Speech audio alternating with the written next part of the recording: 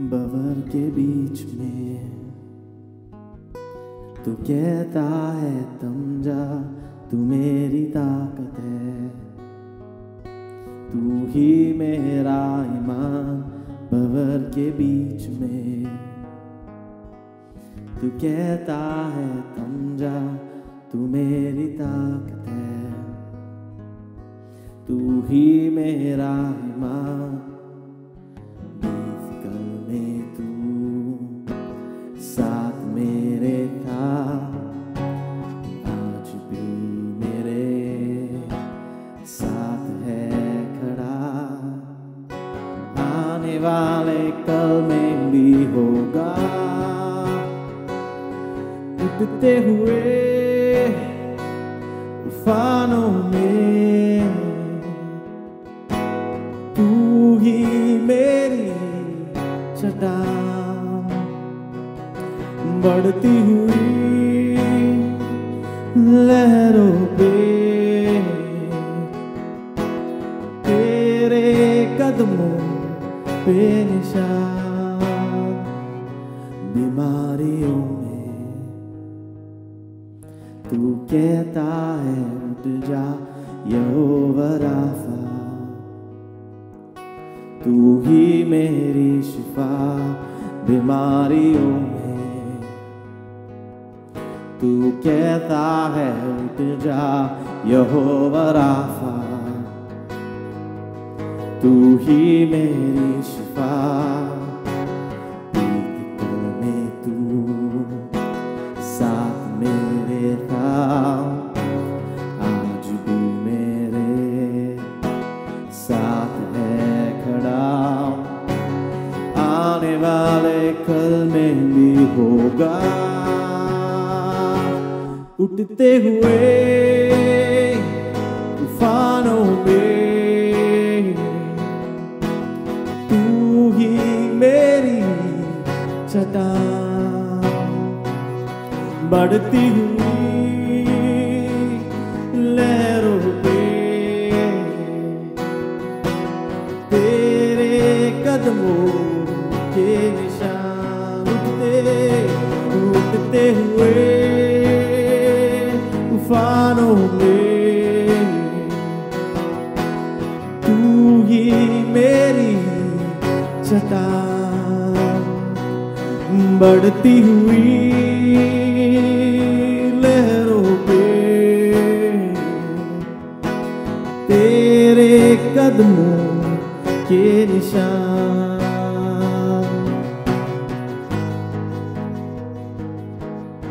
आते मेरे खिलाफ जो शत्रु के जलते तीर, या जब दुश्मन ले आता मुझको बांधने जंजीर, तू ढाल बनकर मेरी करता हर एक तीर तबाह।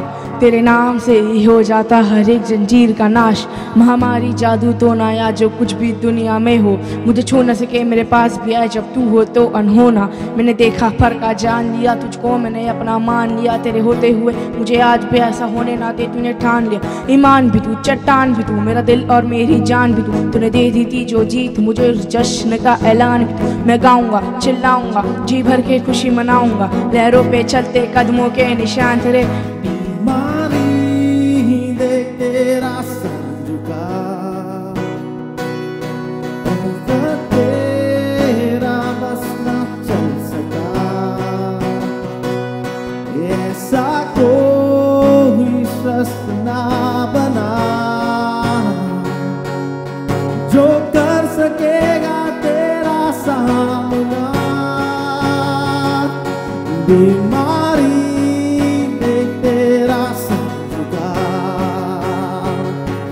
मुझ पर तेरा बस न चल सका, ऐसा कोई शस्त्र ना बना ओ जो कर सकेगा मेरा सामना। उठते हुए तूफानों पे तू ही मेरी चट्टान, बढ़ती हुई लहरों पे तेरे निशान, उठते हुए उफानों में तू ही मेरी चट्टान, बढ़ती हुई लहरों पे तेरे कदमों के निशान, तेरे कदमों के निशान, तेरे कदमों के निशान।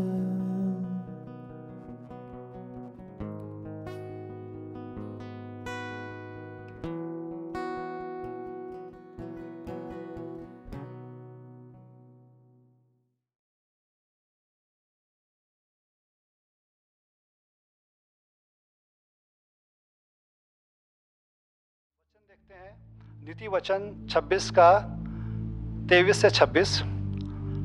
23 वचन ऐसा कहता है, जैसा कोई चांदी का पानी चढ़ाया हुआ मिट्टी का बर्तन हो, वैसा ही बुरे मन वाले के प्रेम भरे वचन होते हैं।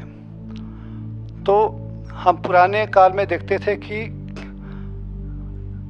जो मिट्टी का बर्तन होता था, कई बार उसको वो लोग चांदी से कलर करते थे, और जब वो ऐसा करते थे तो लोग समझ नहीं पाते थे कि ये मिट्टी का है या चांदी का है। तो कई बार ऐसा होता है कि हम देखते हैं कि कुछ लोग होते हैं जिनके शब्द बड़े मीठे होते हैं और बड़े प्यार भरे होते हैं, लेकिन जैसे यहाँ वचन में लिखा हुआ है कि मिट्टी का बर्तन है लेकिन चांदी का उस पर रंग चढ़ाया हुआ है, और लेकिन वो चांदी का नहीं है। मिट्टी की जो कीमत होती है और जो चांदी की कीमत होती है उसमें बहुत फ़र्क होता है, और चांदी जो है बहुमूल्य होता है। तो वही यहाँ पे लिखा हुआ है कि चांदी कई बार दिखता है पर लेकिन असली में वो मिट्टी है। और आगे 24 में लिखा हुआ है, जो बैरी बात से जो अपने को भला बनाता है परंतु उसके अपने भीतर जो है छल रखता है, उसकी मीठी मीठे बात प्रतीति न करना, क्योंकि उसके मन में 7 घिनौनी वस्तुएं रहती हैं। चाहे उसका बैर छल के कारण छिप भी जाए तो भी उसकी बुराई सभा में जो है बीच में प्रकट हो जाएगी। तो प्यारो, यहाँ पे लिखा हुआ है कि कुछ लोग ऐसे होते हैं जो बहुत मीठी मीठी बातें करते हैं, लेकिन उनके मन में 7 घिनौनी बातें हो सकती है।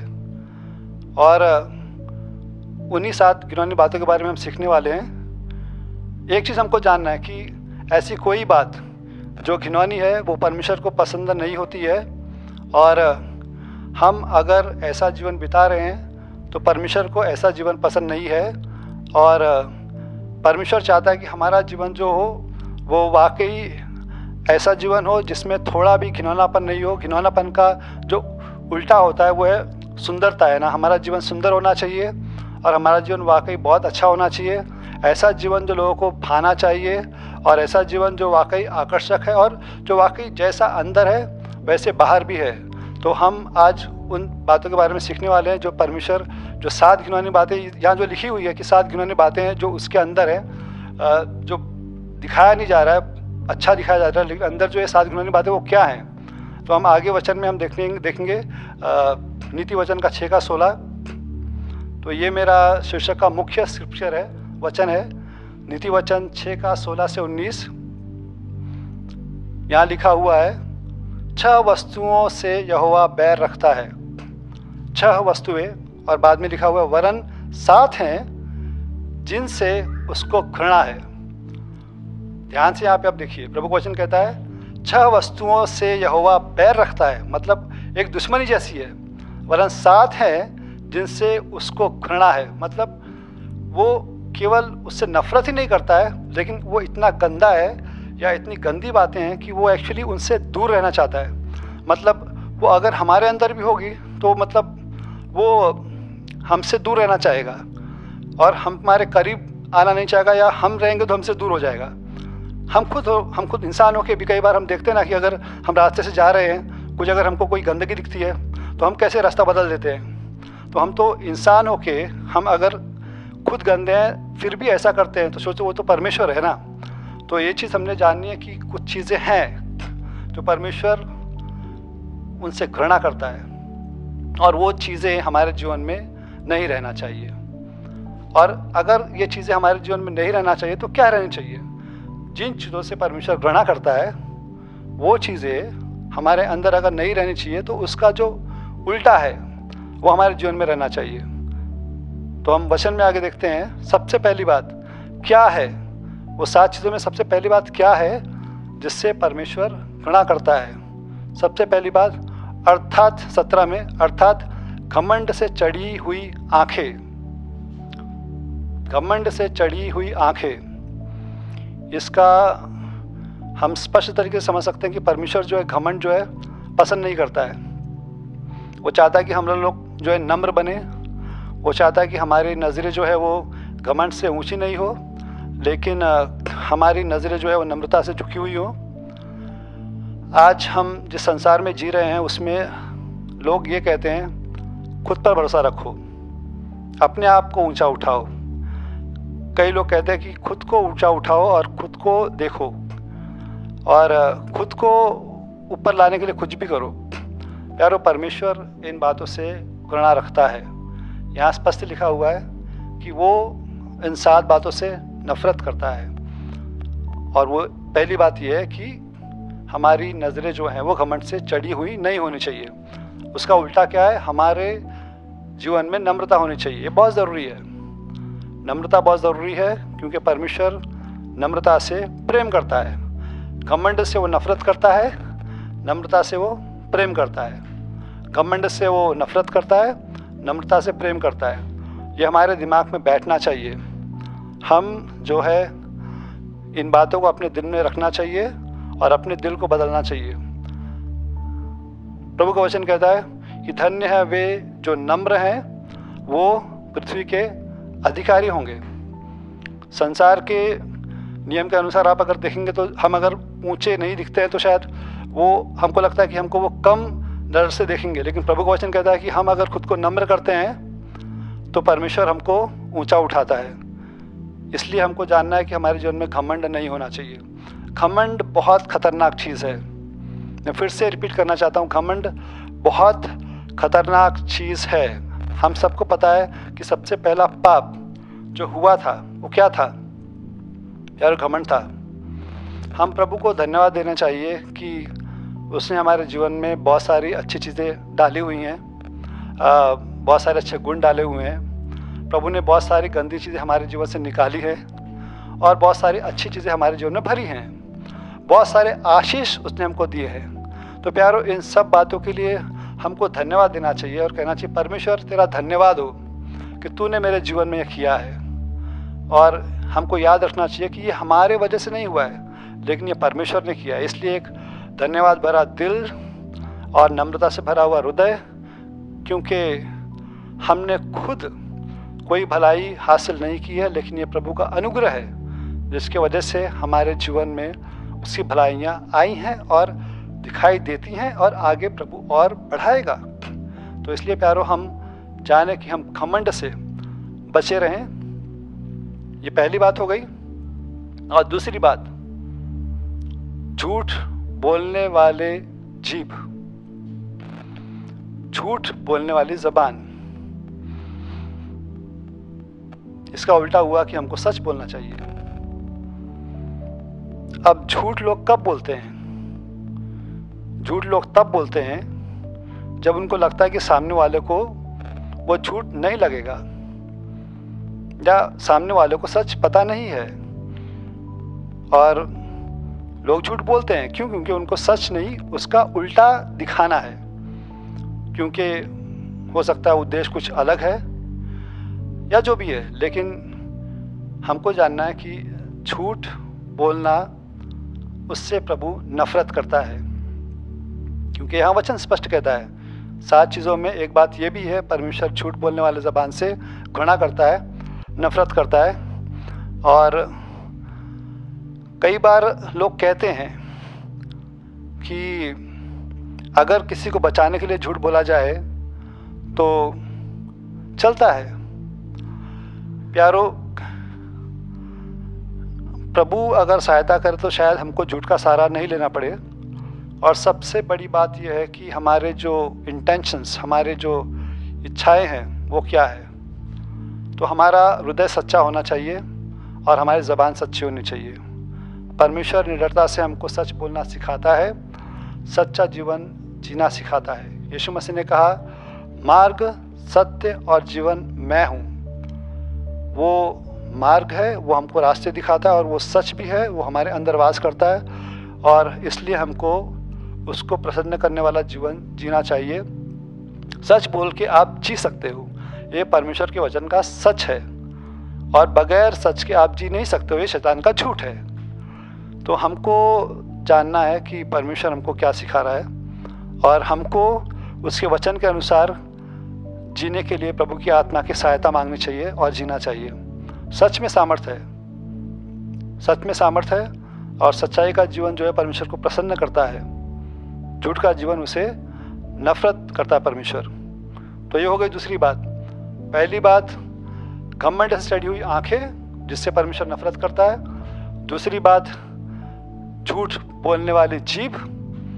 और तीसरी बात, निर्दोष का लहू बहाने वाले हाथ। निर्दोष का लहू बहाने वाले हाथ मतलब किसी का खून करना, किसी को हानि पहुंचाना। और उसका उल्टा हुआ कि परमेश्वर उनसे प्रेम करता है जो लोग कितने भी बुरे हैं उनको जीवन देते हैं, है कि नहीं। निर्दोषों का खून बहाना उसका उल्टा होता है, अगर दोषी है तो भी उनको आप जीवन दे रहे हो। और परमेश्वर ने हमको जीवन देने के लिए बुलाया है, चाहे लोग कितने भी बुरे हैं, कितने भी झूठे हैं, कितने भी मक्कार हैं, कितने भी आपका विरोध करते हैं, आप हानि करने वाले नहीं हो सकते हो। मैं आपको रिपीट करता हूँ, आप हानि पहुँचाने वाले नहीं हो सकते हो। आपको जीवन दिया हुआ है और आपको जीवन देने का सामर्थ्य दिया है।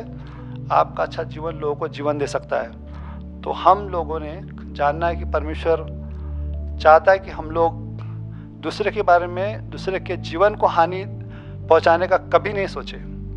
दूसरे के जीवन को हानि पहुंचाने का सोचे नहीं, और करने की तो बात ही दूर है। परमेश्वर हृदय देखता है। अगर आपने ऐसा गलत सोच भी लिया, शायद ही ऐसा कोई करे, बट फिर भी प्रभु का वचन स्पष्ट कहता है जो चीज़ें वचन में लिखी गई है हमको सीखनी चाहिए। हमको दूसरे की हानि का नहीं सोचना चाहिए, और उसका उल्टा ये है कि हमको दूसरे को जीवन देने का सोचना चाहिए। हमें यत्न लगाना चाहिए, हमने पूरी कोशिश करनी चाहिए कैसे हम लोगों को जीवन दे सकते हैं, कैसे हम लोगों के जीवन में और खुशहाली ला सकते हैं, कैसे हम लोगों के जीवन में और भलाई ला सकते हैं। तो पहली बात हो गई कि परमेश्वर जिन बातों से नफरत करता है, ये है घमंड से चढ़ी हुई आंखें। दूसरी बात, झूठ बोलने वाले जीभ। तीसरी बात, निर्दोष का लहू बहाने वाले हाथ। और चौथी बात है अनर्थ कल्पना करने वाला मन। अनर्थ मतलब बुरे चीज़ें, अनर्थ कल्पना करने वाला मन। तो हमको ऐसी योजनाओं में नहीं पड़ना चाहिए जो किसी के लिए हानि हो सकती है, किसी के लिए नुकसान हो सकती है। संसार में ऐसे लोग हैं जो बहुत योजना बनाते हैं कि कैसे वो किसी को हानि पहुंचा सकते हैं। प्यारो,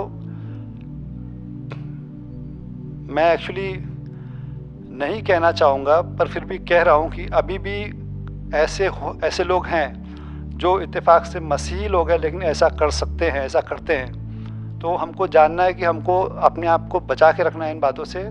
और इसका उल्टा जो है लिखा है कि अनर्थ कल्पना करने वाला मन, उसके जगह पे होना चाहिए अच्छा कल्पना करने वाला मन। मतलब हमको योजना बनाना चाहिए कि कैसे हम दूसरों के लिए भलाई कर सकते हैं।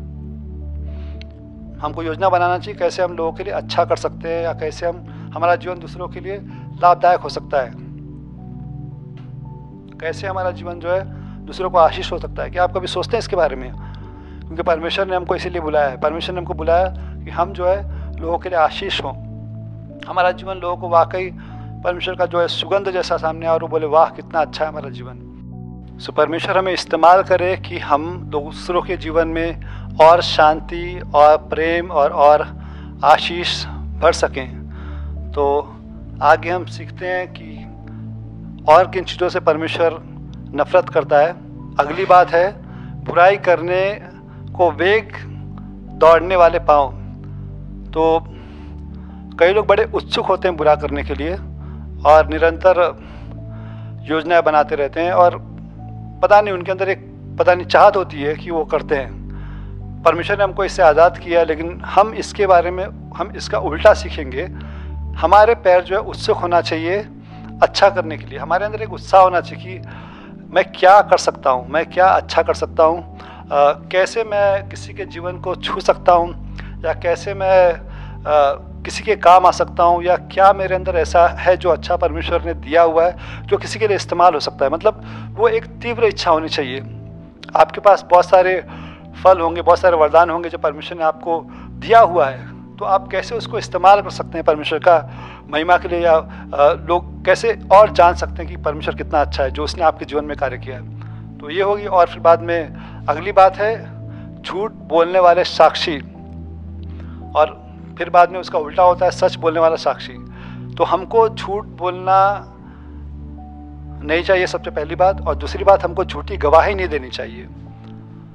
और ये बहुत ज़रूरी है क्योंकि परमेश्वर झूठी गवाही से नफरत करता है। हम यहाँ सीख रहे हैं कौन से 7 बातें, कौन सी 7 घृणित बातें हैं जिनसे परमेश्वर नफरत करता है या घृणा रखता है या उसके नज़र में घिनौनी है।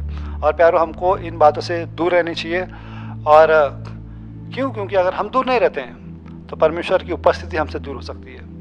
परमेश्वर कितना हमसे प्यार करता है और हमको वो और करीब रखना चाहता है, और जितना हम उसके करीब रहते हैं हम उतना ही उसके हर एक भली बातों का अनुभव कर सकते हैं। लेकिन अगर हमारे अंदर घिनौनी बातें होती हैं तो आप सच जानिए परमेश्वर आपके पास नहीं रह सकता है, क्योंकि परमेश्वर का बुराई से कोई समझौता नहीं है। वो आपसे प्यार करता है, वो आपके पास रहना चाहता है, वो आपको और आशीष देना चाहता है, वो आपको अपना और भी प्रेम और भी अच्छाई दिखाना चाहता है। लेकिन अगर ये घृणित बातें आपके जीवन में रहती हैं तो वो आपके पास नहीं रह सकता, क्योंकि वो पवित्र परमेश्वर है। तो ये चीज़ें हैं जो परमेश्वर जिनसे वो नफरत करता है, जिनसे वो घृणा करता है। और आखिरी बात यह है, जो भाइयों के बीच में झगड़ा उत्पन्न करने वाले मनुष्य हैं। प्यारो, परमेश्वर ने हमको उससे एक किया है। हम इस योग्य नहीं थे कि हम उसके सामने आ सकते थे, लेकिन यीशु मसीह ने खुद की जान दे दी ताकि हम परमेश्वर से एक हो जाए। हमने उससे मेल मिलाप किया क्योंकि परमेश्वर का अनुग्रह हम पर हुआ है। और वैसे ही हमारा जीवन होना चाहिए कि हम दूसरे को मिलाना चाहिए, हमारे वजह से कोई अलग नहीं होना चाहिए। मैं एक गवाही बताना चाहूँगा। एक पति पत्नी थे, और एक पत्नी जो है वो एक अपने पिता के पास गई और उसने कहा कि पिताजी, मेरे